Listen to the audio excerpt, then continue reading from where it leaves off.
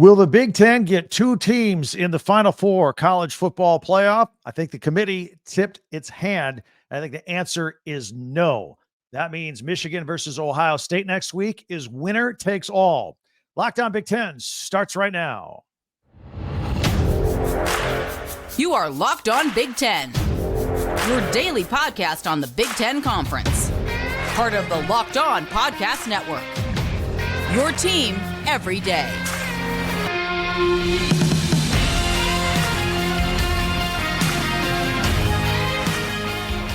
Welcome to Locked On Big Ten. I am Craig Sheeman. Thank you for making us your first listen each and every day. You know we always appreciate it. We're free and available wherever you get your podcasts and on YouTube. It's part of the Locked On Podcast Network, your team every day.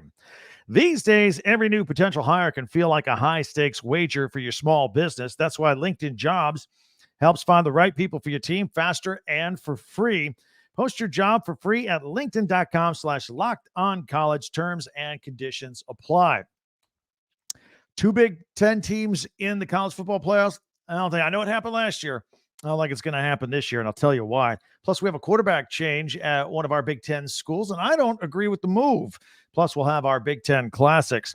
Be sure to subscribe and follow Locked On Big Ten for free wherever you get your podcasts. That way, you'll get the latest episode of this podcast as soon as it becomes available each and every day.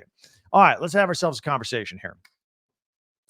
The latest college football poll, the playoff poll, came out Tuesday night. There was a slight tweak in the standings that everybody kind of looked at matter-of-factly. I think it was a lot more intentional than the committee or any of the football pundits noticed, by the way. I think it tipped the hand of the football playoff committee. And if everything goes the way they desire, then there will be just one, not two, Big Ten teams in the Final Four for the playoffs. The fact that the Ohio State Buckeyes dropped from number 1 to number 2, even though everybody won, swapping out with Georgia, that was a big deal. That was a really big deal. And I'll explain all that. Look, everything looked innocent enough in the beginning. Georgia just blew out a top 10 team in Ole Miss on Saturday. Ohio State blew out a Michigan State team that might be the worst team in the Big Ten. So nobody was really impressed with that, I guess. So the committee said, hey, let's reward Georgia just a little bit. We'll flip them from number 2 to number 1. And even though many of the polls throughout the season have had Michigan ranked higher than Ohio State, you know, the College Football Playoff Committee has always had Ohio State ranked higher than Michigan. Give them credit for the 2 top 10 wins earlier in the season versus Notre Dame and Penn State. So they've always been higher than Michigan in this poll. But I've long argued that this committee finesses and massages its polls each and every week in order to get the desired result that they want at the end of the season. And that final playoff poll that's released on Thanksgiving weekend. Everybody's eagerly awaiting the results of the committee's poll each and every week, right? We're like waiting for the big, shiny, bright object. We're looking over here. Meanwhile, they're dealing over here. You know, they're playing things out 3, 4, 5 weeks in advance with these schedules. You know, it's like we're playing checkers looking for the bright, shiny light. They're playing chess. They're dealing with the big picture here. And what do I mean by that? Look, I think they're projecting and mapping out remaining schedules, and they know who they want in the Final Four. I've always argued this. But the team's got to win their games like they think they're going to. Things have to play out a certain way. And sometimes things don't work out the way that they want. I can assure you they did not want TCU in the Final Four last year. And I don't think they wanted 2 Big Ten teams in there, but that's how it worked out last year. But if the committee can massage a desired situation, they'll do it. They'll do it, in my opinion. I've seen them do it before with the SEC teams because there's always a question, who's getting in? How about the loser's still really good? Or how about somebody doesn't make an SEC championship but only has X amount of losses? You know, every year we do this. And, you know, I've seen them try to make it favorable for a Georgia or an Alabama team to suffer a loss and then still remain in the top 4. They always leave a little wiggle room for them, or they have in the past. You know, here's the secret. It's a lot easier to stay in the top 4 if you have a loss late in the season, as long as you're number 1. If you're number 1, you suffer a loss, and maybe it's a big important loss in a championship game, conference championship game. or you lose a late game, a big game late in the season, but everybody still thinks you're awesome.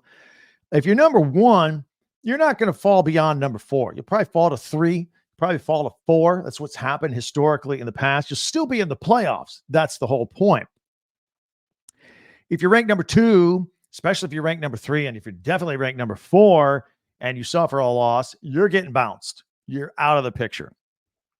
The committee knows this. And so I'm not so sure that they want 2 Big Ten teams into playoffs this year because they have so many other teams to consider. You put 2 Big Ten teams in, that could be enough slots. I mean, think about it. It's going to be Georgia. So you put in both Michigan and Ohio State. You got like a half a dozen other teams for 1 remaining spot. They don't want that situation this year. They absolutely don't want that. They'll have a huge headache on their hands. So by Ohio State dropping from 1 to 2, if they're now number 2, Michigan is 3. They both play each other next week. One of them will presumably be eliminated and open up a spot for yet another team from another conference. That's what's going on here. That's why they dropped him from 1 to 2, in my opinion. I've seen them do it. So that being said, if it's winner take all for Michigan and Ohio State next week, then who else is going to get in? Let's assume Georgia gets in. You got the winner of Ohio State, Michigan, they're in. So there's 2 of your 4 spots. Okay. Florida State at number 4. No wiggle room whatsoever.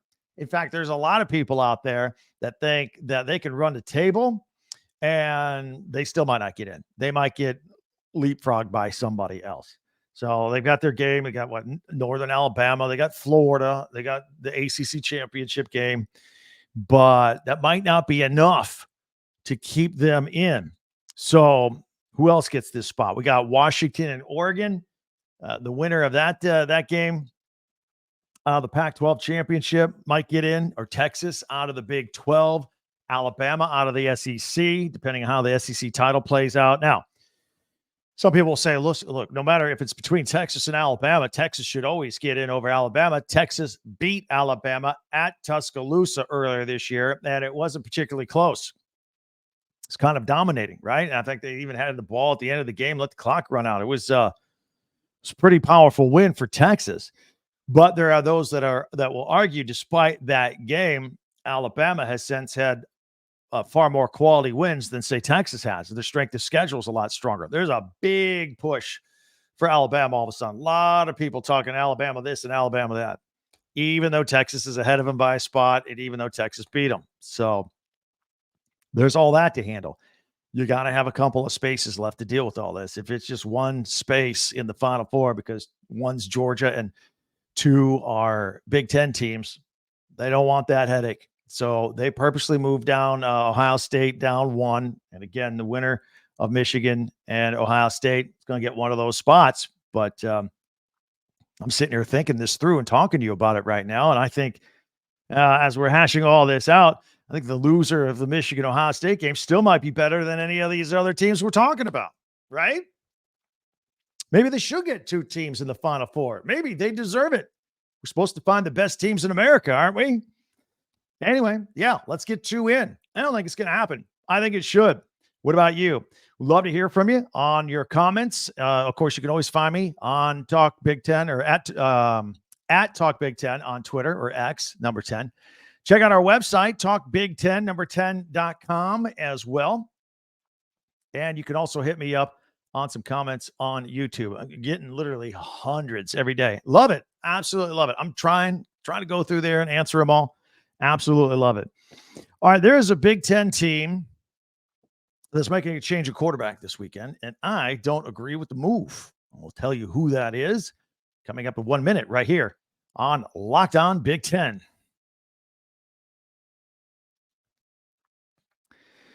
LinkedIn Jobs. I'm going to tell you about this. You know, coaches, they put together their roster and their teams. And if you have a small business, you do the same thing. You have a team of people and you want to make the right hire because it is critical. It's a high stakes wager for your small business. You want to be 100% certain that you have access to the best qualified candidates available. And that's why you have to check out LinkedIn Jobs. LinkedIn Jobs helps you find the right people for your team faster and for free. Got your job posting and you add the job and the purple hashtag hiring frame to your LinkedIn profile. That helps spread the word to everybody that you're hiring. You got to get the word out. People have to know that there's a job available here. Simple tools like screening questions make it easy to focus on candidates with just the right skills and experience, so you can quickly prioritize who you'd like to interview and hire. That's the whole purpose of all this. And it's why small businesses rate LinkedIn Jobs #1 in delivering quality hires versus leading competitors. LinkedIn Jobs helps you find the qualified candidates you want to talk to faster. Post your job for free at linkedin.com/lockedoncollege.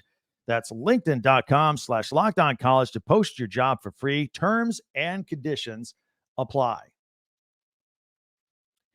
And now it's time for the Game Changer of the Week, brought to you by Athletic Brewing Company. Much like the judge in Ann Arbor, who's going to decide whether Jim Harbaugh can coach this weekend or not, or for the 1,000th win for Michigan, that's a game changer, right? Athletic Brewing has completely changed the non-alcoholic beer game. They make non-alcoholic beers that actually taste good. Athletic Brewing Company has completely changed the whole situation with these non-alcoholic beers. I have them right here. Check that out. It's delicious. Absolutely. They sent me a bunch here at the house. So they make these beers that win contests all over the world, taste contests, and they're fit for all times. You can drink them anytime, anywhere, any activity. While you're watching your kids, it's non-alcoholic. Maybe a workout, maybe working in the yard, everything, and no hangovers ever. So here's what you need to do. First of all, you can find Athletic Brewing Company's non-alcoholic brews at a store near you. In fact, they're in my store right across the street here right now. Or you can buy them online at athleticbrewing.com.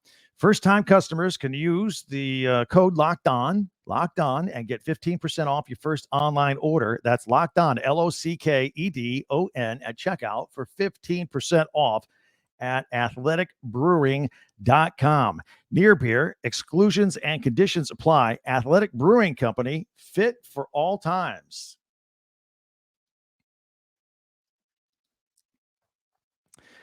So let's talk about a couple of things here. We spent a lot of time hashing out the college football playoffs and the role that the Big Ten will ultimately play as we try to come up with a national champion in college football. Now, let's bring it a little closer to home and the Big Ten. If the Iowa Hawkeyes win at home on Saturday versus Illinois, Kirk Ferentz's team is going to win the Big Ten West outright. Right now, they've shored up at least a tie for the Big Ten West. You know that ultimately there's like an 8-step tiebreaker, and then whenever you get to the right step, decide. But the last one's like just a drawing. I mean, we got like 4 and 5 teams going at it all season long in that division. Who knows? That is going to be, I think Iowa would like to avoid all of that. And you really got to take your hat off to Kirk Ferentz and all the noise this year and his offensive coordinator's son, Brian Ferentz, and the fact that they just don't score. I think at some point during the season, the fans, and I've been beating on this drum all season and even back to last summer, man, just embrace it. Embrace what you are, Iowa. And out there at Kinnick Stadium, look, you're not going to score, but the other team's not going to score on you either. And congratulations to the Hawkeyes, the latest college football poll that came out. We talked about a lot where Michigan and Ohio State were, Penn State at 12, and the Hawkeyes in at number 16. How about that? They can finish as a top 15 team this year after everything they went through. That is a remarkable accomplishment. So if they win this weekend at home against Illinois, they'll win the Big Ten West outright and play in the Big Ten championship. So very interesting season. There's no doubt about that. So, and if they don't get it this weekend, they still control their own destiny, and they close out the season next week at Nebraska. But we got a bunch of teams in the we're going to go over this in a minute. A bunch of teams in the Big Ten are kind of flirting with bowl eligibility. So all these games are really important for everybody. And we'll talk more about this tomorrow too on our podcast. Speaking of Illinois, they're doing something. Okay, so Luke Altmaier has been the starter all year, and he's going to be the starter again this weekend against Iowa. And he missed the last game and the last few minutes of the previous game because he had an injury. John Paddock, he was a transfer from Ball State, finally gets to play. And last week got his first start for Illinois, and he threw for over 500 yards and 4 touchdowns, including a game winner in overtime against Indiana. I mean, absolutely lit it up. And don't forget the week before, he comes in because Luke Altmaier got hurt late in the fourth quarter against Minnesota, and he even takes over, and they're looking at a 4th and 11. I mean, they don't get that play, game over. He gets the first down. He completes 3 passes. Boom, touchdown. And then again, came in the following week and threw for 500 yards against Indiana. Look, you always hate to see a guy lose a starting job due to injury. But in this case, man, let Panic let her rip. He is hot. He's probably the hottest quarterback in the Big Ten right now. I would let him play. I don't agree with the decision, but I don't get to make the decision. But that's what's going on at Illinois. All right, let me dive in a little deeper into bowl eligibility for those keeping track. We got 2 games left for everybody. Iowa, Maryland, Michigan, Ohio State, Penn State, and Rutgers already all bowl eligible. They already reached their 6 wins. They are good to go.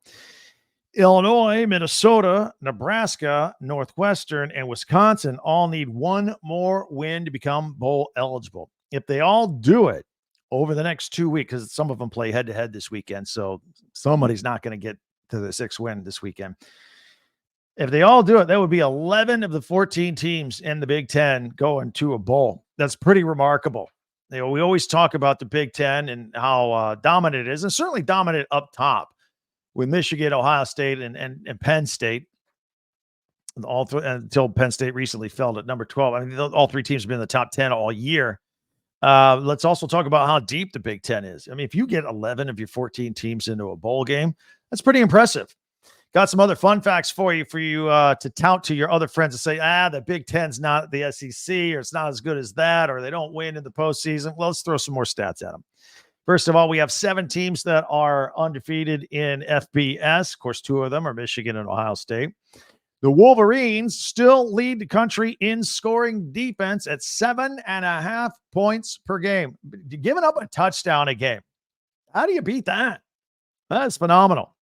And Ohio State's right there behind him at number 2. I'm not talking about in the Big Ten, in the country, number 2 at 9.9 points per game. Iowa, 3rd in the country at 12.3 points per game. I don't think that surprises anybody. Penn State is 4th in the country in scoring defense at 13.1 points per game. Nebraska is 18th at 18.2. Rutgers is 19th at 18.3. And Wisconsin is 24th in the country at 19.8. Now, it gets a little tedious reading all those numbers, but bottom line, 7 of the top 25 scoring defenses in the country are in the Big Ten. Actually, 7 of the top 24 are Big Ten schools. You got to play defense coming in to the Big Ten. And that is where I really wonder how those Pac-12 schools will do when they join next year. Like right now, USC, they don't have a chance. They don't do defense at USC. They give up like 40 points a game. How's that going to work in the Big Ten? You better shore that up. UCLA, I don't know what they are. Oregon might be able to muster up a little bit of defense there. And I don't think Washington's defense is particularly good. They outscore everybody. Those teams are going to have to shore up the defense to come over here and play in the Big Ten next year. How about rushing defense? Penn State still number 2 in the country, 77 yards per game, which shocks me after they got rolled by Michigan on the ground when Michigan ran the ball 32 straight times and didn't even throw a pass in the second half. Yet the stats still hold up for Penn State. Nebraska, number 3 in the country, right behind them. It's almost 80 yards per game. And then Michigan rush defense is 12th in the country at 97.5 points or yards per game. Passing defense, the best in the country, Ohio State Buckeyes. They only give up 93 yards per game in the air. Michigan right behind them, 90. There's 2 yards difference. Ohio State, number 1 in the country. They give up 93 yards a game in the air. Michigan, 95 yards. Iowa's right there, 4th in the country. Passing defense, exactly 100 yards per game. That's it. That's all you're going to get. Nobody's going to light up these teams through the air. And Penn State at number 10 at 110 yards per game. And Rutgers, let's not forget about Rutgers. 13th in the country. They give up 114 yards through the air. Pretty stingy defenses. That's what the Big Ten hangs its hat on. As far as a little bit of offense, we haven't talked offense. Wolverines are 10th in the country, best in the Big Ten in scoring offense at 39 points per game. Penn State is 15th at 38 points per game. And yet they just fired their offensive coordinator this week. They're 15th in the country in scoring offense, and they just fired their offensive coordinator because they just can't put the whole puzzle together. It's crazy. All right, I'd like to take a moment here to thank all of you, especially you everydayers. Love you guys. Thank you. Thank you for making Locked On Big Ten your first listen every day. And if you haven't yet, asking you to subscribe, just click it right now. Just get done there. Doesn't cost you anything. You're good to go. You're part of our Big Ten family here on Locked On Big Ten. And meanwhile, be sure to subscribe. That's on YouTube. Of course, share, follow, and like Locked On Big Ten wherever you're checking us out. Thank you very much. I also have some news. I can tell you about this. This is brand new. So the whole Locked On concept. Locked On has launched the first ever national sports 24/7 streaming channel on YouTube. You got this, Locked On Big Ten. If you're watching on YouTube, there is a, again, national sports 24/7 streaming channel of just Locked On properties. Locked On Sports Today is here for you 24/7, covering the top sports stories of the day with local experts of Locked On, plus our national shows covering every single league here. And of course, go to Locked On Sports Today on YouTube and subscribe to that as well. The first ever national sports 24/7 streaming channel. How exciting is that? All right. Time to look ahead. We got our Big Ten classics and our Big Ten schedule for the weekend on the Big Ten Network. We'll get to all that in 1 minute right here on Locked On Big Ten. I want to tell you about Prize Picks. Prize Picks is a ton of fun. It is the largest daily fantasy sports platform in North America. And it's just you against the numbers. You can pick some players, maybe 2, 3, 6 players, group them together, attach some stats to them. And if they do more than, and you say they're going to do more than those stats, you win. You say they're going to do less than, and that's what happens, you win. For example, by the way, you can also combine sports. You can combine basketball and football. For example, you could say, all right, LeBron James tomorrow night, more than 20 points, and pair him with Justin Fields, who's coming back for the Bears at quarterback against the Lions this weekend, and say Justin Fields more than 1 rushing touchdown. And if they both hit, boom, you're good to go. Impress all your friends with your knowledge and your winnings with Prize Picks. What you need to do to join and have the fun, go to prizepicks.com/lockedoncollege and use the code LOCKEDONCollege for a first deposit match up to $100. Again, go to prizepicks.com/lockedoncollege and use the code LOCKEDONCollege for a first deposit match up to $100. Prize Picks, daily fantasy sports made easy. So we always like to take a look at what's coming up this weekend on the Big Ten Network. And we always like to look at the Big Ten Classics, because anytime there's a game come up this weekend, they'll go find the same matchup from yesteryear, and always have fun with that. For example, Wisconsin, Nebraska on Friday. I'm going to put this on the screen. If you're listening on audio only, I'll describe it to you, but I'm going to put it up on the video. And Friday, the 17th, these are Eastern times. At 1 o'clock Eastern, Wisconsin Football Classic, the 2012 Big Ten Championship, Wisconsin versus Nebraska. Now, right there, you're going, wait a minute. Wisconsin, Nebraska, what are you talking about? They're in the same division. No, well, back then, this is before East and West. This was legends and leaders. Remember that? Divisions look a little different back then. In that game, Wisconsin rushed for 539 yards and 8 touchdowns to take the win. Wisconsin back in 2012. So check that out at 1 o'clock Eastern. At 4 o'clock Eastern, a Maryland Football Classic, the 2014 matchup between Maryland and Michigan. Maryland scored 14 fourth quarter points to win that one back in the day. Then we go to Saturday programming. And I want to get this crawl. By the way, there's our website, Talk Big Ten, number 10, talkbig10.com. Get that out of the way from the bottom of the screen. So Saturday, the Wisconsin Football Classic, 2014, Nebraska at Wisconsin. That one is when Wisconsin running back Melvin Gordon set an FBS record, 408 yards rushing in a 59-24 win. 10 a.m., it's the Big Ten tailgate. They're going to do it from Columbus, Ohio, from Ohio State. And then at 12 o'clock, live action football, Michigan State at Indiana. Now, both of these teams, they're struggling, and both of them need a win badly. That one's in Bloomington. Also at 12 o'clock on your alternate channel, Purdue versus Northwestern. And at 4 o'clock, the Minnesota Golden Gophers at Ohio State, where they started the day with the tailgate show there on the Big Ten Network. And let's move ahead now to Sunday. Sunday got a couple of Big Ten football in 60s. That's where they edit up all the highlights snap by snap. It takes an hour. You can watch a whole condensed game in 1 hour.